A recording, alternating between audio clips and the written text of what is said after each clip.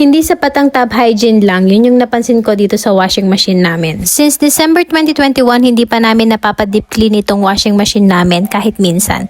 Lagi lang kasi kami nagta-top hygiene. Iniisip namin matatanggal din yung dumi kapag nag-top hygiene kami. Pero lately, grabe, hindi ko na talaga matake, lalo na yung mga damit ng firstborn ko at ni baby number 2. Kahit anong laba, may kumakapit pa rin na dumi. Hindi namin alam saan galing. Actually, iniisip namin kung doon ba sa mga damit na nahalo, ganyan. Pero, yun pala, hindi sa labada, sa washing machine mismo. Buti na lang may AMJ Cleaning Services Pampanga. Nagpabook ako sa kanila for today para mawala na tong mga dumi sa washing machine namin. Ito nga pala sina Sir Christian at yung assistant niya, si Sir Justin. Dahil sobrang sanay na sila, alam nyo ba, ang bilis lang nila natapos yung top load namin. Literal na gulat kami kasi nakita namin, guys, grabe ang dumi pala talaga sa loob. All this time akala namin malinis na, pero hindi pa pala. May ililinis pa pala. Sabi nila ang recommended deep clean pala sa washing machine ay every 6 months kung everyday mo itong ginagamit.